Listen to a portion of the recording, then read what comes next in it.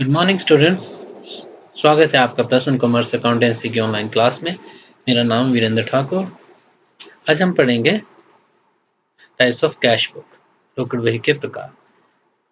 इसमें हम 4 प्रकार की रोकड़ बहियों के बारे में जानेंगे। एक सिंपल कैश बुक, दूसरी 2 कॉलम कैश बुक, तीसरी 3 कॉलम कैश बुक और fourth one petty cash book, जिसे हम लघु रोकड़ बही कहते हैं। आइए इनके फॉर्मेट एक बार देख लेते हैं। प्रारूप: साधारण रोकड़ बही सिंपल कैश बुक। जैसे कि हमने पहले पढ़ा कि कैश बुक खाते की शेप, या जिसे हम टी शेप कहते हैं, उसमें ही बनाई जाती है। 2 पक्ष रहेंगे, एक साइड डेबिट और एक क्रेडिट साइड। कॉलम इसकी अगर हम बात करें तो इसमें 4 कॉलम रहते हैं। फर्स्ट कॉलम डेट का रहेगा, फिर पर्टिकुलर्स, फिर लेजर फोलियो और फिर अमाउंट। यहाँ आगे हमारे डेबिट साइड के कॉलम 4 कॉलम, और इसी तरह के 4 कॉलम हम क्रेडिट साइड में भी बनाते हैं। तो क्रेडिट साइड में भी फर्स्ट कॉलम हमारा डेट का, फिर पर्टिकुलर्स, फिर लेजर फोलियो और उसके बाद अमाउंट का कॉलम रहेगा। इसी प्रकार से हम 2 कॉलम कैश बुक का प्रारूप भी देख लेते हैं। 2 कॉलम कैश बुक में भी एक डेबिट साइड रहेगी और क्रेडिट साइड रहेगी। राइट हैंड साइड हमारी क्रेडिट साइड रहेगी और लेफ्ट हैंड साइड हमारी डेबिट साइड रहेगी। इसमें एक एक्स्ट्रा कॉलम हमारा बन जाएगा।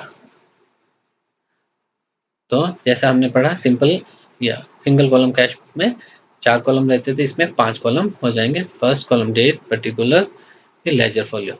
उसके बाद के जो 2 कॉलम रहेंगे, तो उन 2 कॉलमों में एक कॉलम डिस्काउंट का हो सकता है और दूसरा कैश का हो सकता है, या फिर एक कॉलम डिस्काउंट का और दूसरा बैंक का हो सकता है, या फिर एक कॉलम कैश का और फिर एक बैंक का हो सकता है। यह डिपेंड करता है कि 2 कॉलम कैश बुक में कॉलम कौन-कौन से होंगे। ये व्यापारी अपनी सुविधानुसार या फिर जिस प्रकार से वो व्यवहार करता है, या कैश में या बैंक में या फिर डिस्काउंट को नोट डाउन करना चाहता है, तो वो इस तरह से उसे तैयार करता है। तो अभी हमने जो अगले कॉलम है वो कैश और बैंक के ही रखे हैं, क्योंकि यही हमारे सिलेबस में भी रहेंगे, कैश और उसके बाद बैंक। तो अगर हम देखें डेबिट साइड में अब हमारे 5 कॉलम आ रहे हैं। उसी प्रकार से यही 5 कॉलम हम क्रेडिट साइड में भी बनाएंगे। फर्स्ट कॉलम डेट, फिर पर्टिकुलर्स, फिर लेजर फोलियो और फिर कैश और फिर बैंक। आइए अब हम 3 कॉलम कैश बुक को देखते हैं।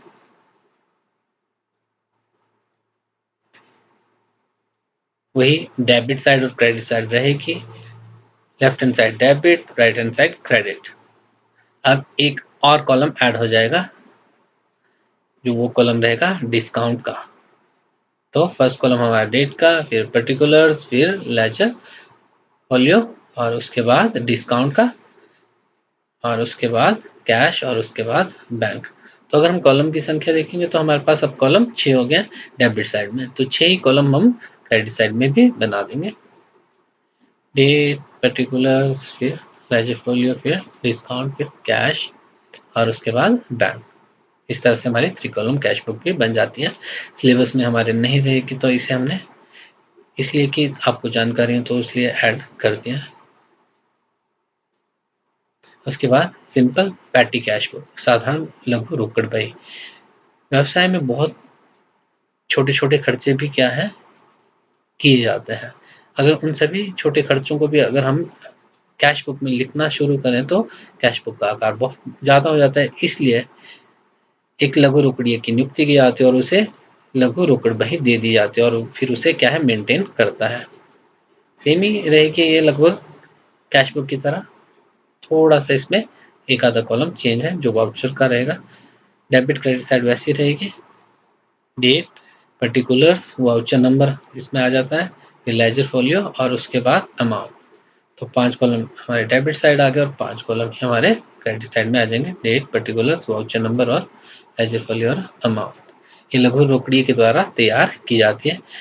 व्यवसाय से संबंधित छोटे मोटे खर्चे इस पे लिखे जाते हैं, फिर लघु रोकड़िया मुख्य रोकड़िए से इसे क्या है उसकी जांच करवा लेता है। आइए अब हम थोड़ा विस्तार से साधारण रोकड़ बही के बारे में पढ़ते हैं। सिंपल कैश बुक क्या है? साधारण रोकड़ बही या एक स्तंभीय रोकड़ बही में व्यापार के नकद संबंधित सभी सौदों को कालक्रमानुसार, यानी कि जैसे जैसे वो घट रहे हैं या जो तारीख पे वो व्यवहार होंगे उसी तरह से उन्हें रोकड़ बही में लिखा जाता है। अर्थात यह नकद प्राप्तियां तथा भुगतानों का पूर्ण रिकॉर्ड है, यानी कि जितने भी कैश ट्रांजैक्शंस होंगे, चाहे वो रिसीट्स हैं या फिर पेमेंट्स हैं, उन सभी को रिकॉर्ड हम क्या है कैश बुक में करते हैं। जब व्यापार द्वारा सभी लेन देन केवल नकद में ही किए जाते हैं तो उस स्थिति में एक खाने वाली रोकड़ बही बनाई जाती है। अगर एक बिजनेस पर्सन क्या है जितनी भी ट्रांजैक्शन है, आजकल तो वो पॉसिबल नहीं है, पर मान लिया जाए अगर वो सारी ट्रांजैक्शन कैश में करता है तो उस कंडीशन में वो क्या करता है, सिंपल कैश बुक को क्या है तैयार करता है। इसका जो फॉर्मेट है वो इस तरह से रहेगा जो हम पहले देख चुके हैं। Debit side, credit side, date particulars, ledger folio, amount, date particular, ledger folio और अमाउंट। अब बात करते हैं इनके खानों के बारे में कि ये जो कॉलम्स हैं इनमें क्या क्या लिखा जाएगा। जो फर्स्ट कॉलम है डेट, इसमें जिस भी तारीख को व्यवहार संपन्न हो रही है, ट्रांजेक्शन कंप्लीट हो रही है, उस तारीख को यहाँ पर हम मेंशन करते हैं। जो अगला कॉलम है पर्टिकुलर, जिसे हम विवरण भी कहते हैं, या कई बार इस साइड आपको क्या है रिसीट्स भी कई कैश बुक में लिखा हुआ दिखाई देगा।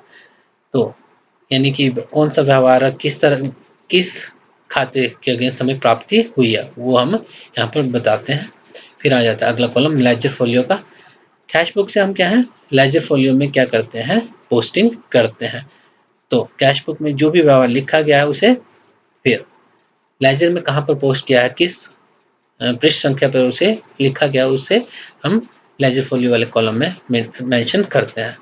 और फिर जो अगला कॉलम है अमाउंट का, कितनी राशि खर्च की गई वो इसमें हम दर्शाते हैं। वैसे हम क्रेडिट साइड के भी कॉलम वैसे ही रहेंगे। ये पर्टिकुलर यहाँ पर हमें भुगतान कि हमने किस संदर्भ में भुगतान किया उसे हम यहाँ पर मेंशन करते हैं। आइए अब हम इसे देखते हैं कि जब भी हम एक रोकड़ बही सिंपल कैश बुक को बनाते हैं तो उस समय हमें क्या क्या पॉइंट्स हैं वो अपने दिमाग में याद रखने होते हैं।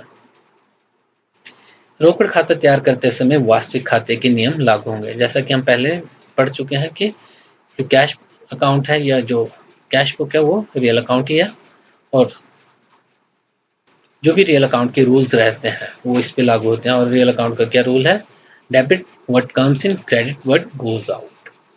उसी के अकॉर्डिंग हम इसे फिर तैयार भी करेंगे। खाते की तरह साधारण रोकड़ बही के बाएं किनारे, बाएं मीन्स जो लेफ्ट हैंड साइड रहेगा पर डेबिट, दाएं किनारे पर क्रेडिट लिखा जाएगा, यानी कि जो राइट हैंड साइड रहेगा क्रेडिट साइड रहेगी और उस पर हम डेबिट और सीआर राइट हैंड साइड पे लिखेंगे। डेबिट पक्ष में सभी प्राप्तियों टू के साथ और क्रेडिट पक्ष में सभी भुगतान बाई के साथ लिखे जाते हैं। यानी कि डेबिट साइड में जो भी हम लिखेंगे ट्रांजैक्शन या पर्टिकुलर वाले कॉलम में, तो उसे लिखने के लिए टू हम पहले यूज करेंगे। उसी प्रकार से जो क्रेडिट साइड में हम जो भी लिखेंगे पर्टिकुलर वाले कॉलम में, वहां पर हम बाई से उस ट्रांजैक्शन को शुरू करेंगे, या अकाउंट का नाम जो भी आएगा वो बाई पहले लिखेंगे। Simple cash book always shows debit balance. जो हमारी कैश बुक रहती है सिंपल या सिंगल कॉलम कैश बुक जिसे हम कहते हैं, वो हमेशा हमें डेबिट बैलेंस दिखाती है।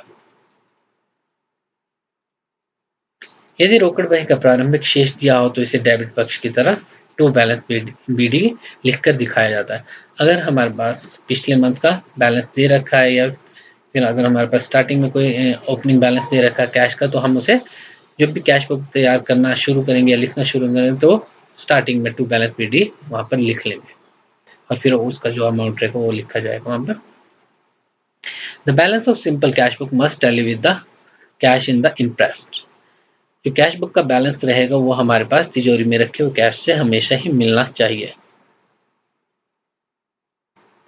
Cash book is balance while other subsidiary books are total.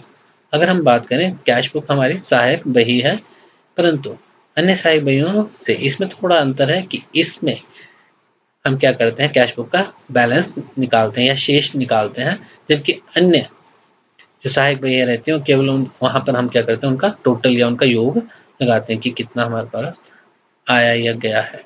अगर हम इसकी बात करें कौन सी बही, चाहे परचेज बुक है या फिर सेल्स बुक है। क्रय बही या विक्रय बही या फिर क्रय वापसी बही या विक्रय वापसी बही, वहां पर हम उनकी केवल टोटल करते हैं। In practice cash book is balanced every day.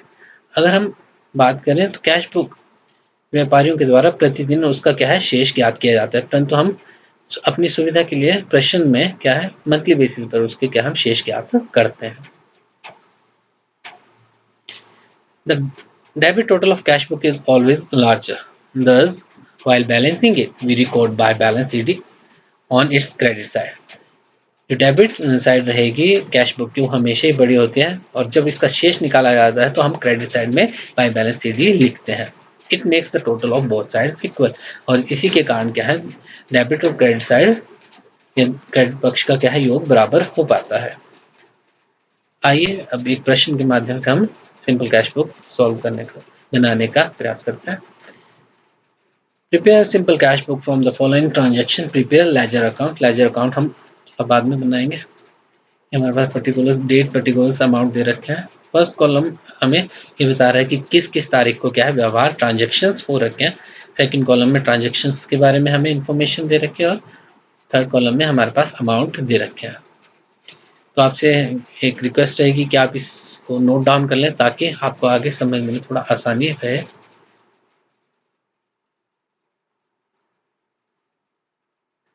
वैसे टॉप पे सिंपल कैश बुक की लिखेंगे, और डेबिट जो हमारी लेफ्ट हैंड साइड रहेगी और क्रेडिट हमारे right hand side. First column date, फिर पर्टिकुलर्स, फिर लेजर फॉलियो, फिर अमाउंट, और उसी तरह डेट पर्टिकुलर्स लेजर फॉलियो और अमाउंट। और जो फर्स्ट ट्रांजेक्शन है बिजनेस स्टार्टेड विद कैश था, वहां पर लिखा हुआ ट्रांजेक्शन कब हुई 1 अप्रैल को। एक बार वापस देख लेते हैं। 1 अप्रैल स्टार्टेड बिजनेस विद कैश, व्यवसाय को शुरू किया गया। व्यवसाय में क्या आया कैश आया, तो हम उसे कहाँ लिखेंगे जितनी भी प्राप्तियां रहती है उसे हम डेबिट साइड में लिखते हैं। कई बार आप कैश बुक में जो ये वाला कॉलम है यहाँ पर आपको रिसीट्स और इस तरह क्या है पेमेंट्स भी लिखा हुआ दिखाई देगा। तो 1 अप्रैल 2022 कैपिटल अकाउंट, ठीक है। उसके बाद अगला जो ट्रांजेक्शन है बोट गुड्स फॉर कैश, सामान हमने खरीदा उसके लिए हमने कैश का नगद में भुगतान किया। सामान के लिए हम परचेजेज अकाउंट को यूज करते हैं और परचेज अकाउंट लिखते हैं, तो इसे हम कहाँ लिखेंगे भुगतान लिखेंगे हम क्रेडिट साइड में। 4 अप्रैल को 5,000 का भुगतान लिखा हमने क्रेडिट साइड में बाय परचेजेज अकाउंट। जैसे हमने पहले कहा टू और बाय शब्द का उपयोग हम करते हैं। 4 अप्रैल बाय परचेजेज अकाउंट। जो अगला है पेड इनटू बैंक, पैसा बैंक में जमा करवाया, तो हम बैंक टू कैश भुगतान हुआ, तो हम लिखेंगे बाय बैंक 7 अप्रैल और 6,000। 7 अप्रैल और बाय बैंक अकाउंट और 6,000। और उसके बाद अगला 10 अप्रैल को receive from Ramlal as loan, एक कोई रामलाल होगा उससे हमने ऋण के रूप में पैसे प्राप्त किए, और कितने प्राप्त किए 4,800। जो भी प्राप्ति है वो डेबिट साइड में लिखेंगे। डेबिट साइड शुरू करते हैं हम 2 से, तो हम लिखेंगे 10 अप्रैल को टू रामलाल लोन अकाउंट, लिखा हमने टू रामलाल लोन अकाउंट 4800। पैसा आ रहा है वो डेबिट साइड में, जो जा रहा है वो क्रेडिट साइड में। और उसके बाद 12 अप्रैल आ गया पेड वेजेस, वेतन का भुगतान किया, पैसा गया भुगतान क्रेडिट साइड में, हम लिखेंगे बाय, और किसके लिए दिया बाय वेजेस अकाउंट, ठीक है। 12 अप्रैल बाय वेजेस अकाउंट और 200 रुपया। इसके बाद अगला देखते हैं 14 अप्रैल है purchase television for personal use. अगर एक व्यवसाय अपने व्यक्तिगत उपयोग के लिए क्या है कोई भी सामान खरीदता है तो उसे हम ड्राइंग अकाउंट में लिखते हैं। यहाँ पर भी सामान जब उसने खरीदा तो कैश गया होगा, तो भुगतान हम लिखेंगे किस साइड क्रेडिट साइड में। और 14 अप्रैल और बाय ड्राइंग अकाउंट और 4,000। 14 अप्रैल और बाय ड्राइंग अकाउंट और 4000। उसके बाद हमें रेंट रिसीव हुआ है जो हमने देख लिया था, तो उसे हम रिसीव हुआ है रेंट, तो वो कहाँ लिखेंगे हम, डेबिट साइड में 19 अप्रैल टू रेंट अकाउंट और 500 रुपये। इसके बाद अगला ये कर लिया हमने। और 22 अप्रैल को पेड फॉर परचेजेज, माल खरीदने के लिए पैसे का भुगतान हुआ है और 2800 रुपये गए हैं भुगतान क्रेडिट साइड में, और लिखेंगे बाय परचेजेज अकाउंट। और उसके बाद अगला 22 अप्रैल बाय परचेजेज अकाउंट और 2800 रुपये हमने भुगतान किया, तो वो हमने कहाँ लिखा, क्रेडिट साइड में। फिर उसके बाद वापस आते हैं 28 अप्रैल को, पेड लाइफ इंश्योरेंस प्रीमियम। क्या क्या, व्यवसाय के स्वामी ने जीवन बीमा का क्या है, प्रीमियम दिया, जीवन बीमा पॉलिसी का प्रीमियम का भुगतान किया है। जब भी व्यवसाय के द्वारा अपनी निजी लाइफ या अपने जीवन पे लिए गए इंश्योरेंस का क्या है, प्रीमियम दिया जाता है, तो उसे हम ड्राइंग अकाउंट में ही मेंशन करते हैं। ठीक है, भुगतान किया गया तो क्रेडिट साइड में लिखेंगे, और 28 अप्रैल को हम इसे लिख देंगे 28 अप्रैल बाय ड्राइंग अकाउंट 500 रुपया। ठीक है, और उसके बाद लास्ट जो हमारे पास बचा 30 अप्रैल को, यहाँ क्या है, गुड्स सोल्ड 2000 के, सामान बेचा तो क्या आएगा, रोकड़ आएगा। प्राप्ति हम लिखेंगे डेबिट साइड में, और गुड्स ना लिख के हम यहाँ लिखते हैं टू सेल्स अकाउंट 30 अप्रैल को 2000।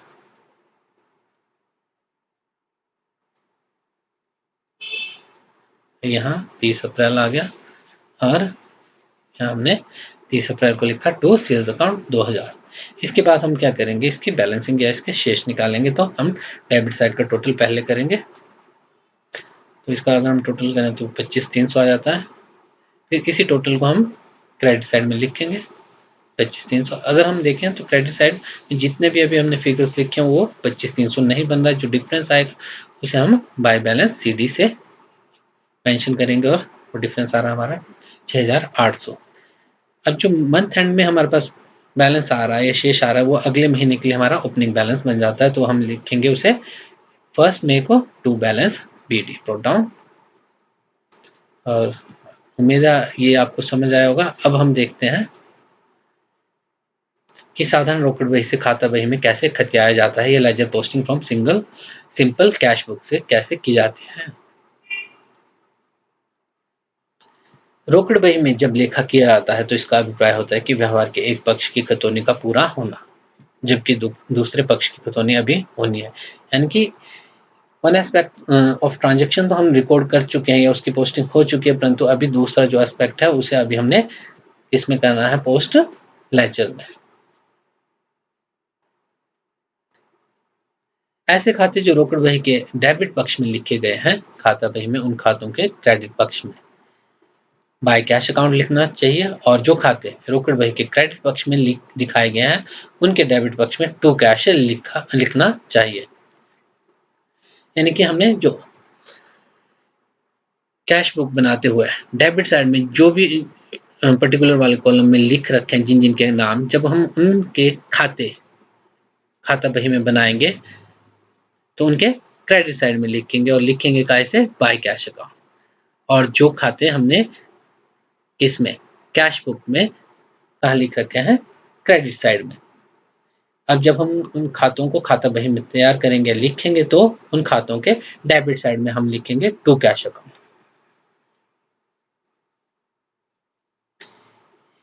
एक बात और ध्यान में रखनी चाहिए कि रोकड़ बही के प्रारंभिक शेष को खाता बही में नहीं खतियाया जाता है। जो टू बैलेंस BD है उसे हम कैश बुक में ही रहने देते हैं, और उसे हम कहाँ नहीं दिखाते हैं, लेजर में कहीं भी उसे पोस्ट नहीं किया जाता, क्योंकि रोकड़ बही अपने आप में ही लेखी की प्रधान पुस्तक है। आइए अब देखते हैं कि कैसे लेजर पोस्टिंग की जाती है। वही क्वेश्चन है जिससे हमने क्या बनाई थी, कैश बुक तैयार की थी।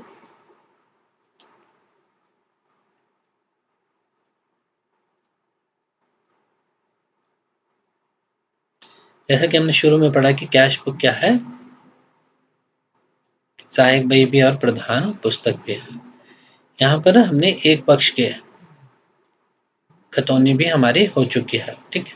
परंतु अब कैपिटल अकाउंट में भी हमें क्या करना है, पोस्टिंग करनी है। तो उसके लिए हम क्या करेंगे, जब हम कैपिटल अकाउंट बनाएंगे या फिर रामलाल अकाउंट बनाएंगे तो हम उसके क्रेडिट साइड में लिखेंगे और लिखेंगे क्या, बाय कैश अकाउंट। और जब हम परचेजेज अकाउंट बनाएंगे या फिर बैंक अकाउंट बनाएंगे या फिर वेजेस अकाउंट या ड्राइंग अकाउंट, जितने भी खाते हमने कहाँ लिखे हैं, क्रेडिट साइड में। जब भी हम इन खातों को तैयार करेंगे तो हम इन खातों के डेबिट साइड में लिखेंगे टू कैश अकाउंट, और जो खाते कैश बुक में डेबिट साइड में लिख रखे हैं, चाहे कैपिटल है, चाहे रामलाल लोन अकाउंट है, रेंट अकाउंट है या सेल्स अकाउंट है, जब हम इन्हें लेजर में बनाएंगे तो हम इन खातों के क्रेडिट पक्ष में लिखेंगे और लिखेंगे बाय कैश अकाउंट। तो देखते हैं कैसे इसकी पोस्टिंग होगी। जैसे कैपिटल का देख लेते हैं एक बार। जब हम कैपिटल अकाउंट बना रहे हैं तो हमने कैपिटल अकाउंट को कहाँ लिखा है, कैश बुक में डेबिट साइड में। अब लेजर में जब हम कैपिटल अकाउंट में क्या करेंगे, पोस्टिंग करेंगे, तो हम इसके क्रेडिट साइड में लिखेंगे और लिखेंगे कैसे, बाय कैश अकाउंट। ऐसे लिखा हमने बाय कैश अकाउंट। अगला अगर हम देखें, Ramlal loan account, Ramlal loan account. अब ये खाता भी हमने कहाँ लिखा था, कैश बुक के डेबिट साइड में। तो हमने क्या कहा कि जितने भी जो भी अकाउंट हमने डेबिट साइड में लिख रखे हैं लेजर बनाते समय, उन अकाउंट्स को बनाते हुए उनके हम क्रेडिट साइड में लिखेंगे बाय कैश अकाउंट। तो यहाँ पर भी हम लिखेंगे बाय कैश अकाउंट और 4800। तीसरा खाता अगर हम देखें, रेंट अकाउंट है, जो डेबिट साइड में लिखा है, सेम वैसे ही रेंट अकाउंट, और इसके भी क्रेडिट साइड में ही, यानी कि राइट हैंड साइड में ही लिखेंगे हम बाय कैश अकाउंट। और उसके बाद जो हमारा डेबिट साइड में है वो सेल्स अकाउंट है,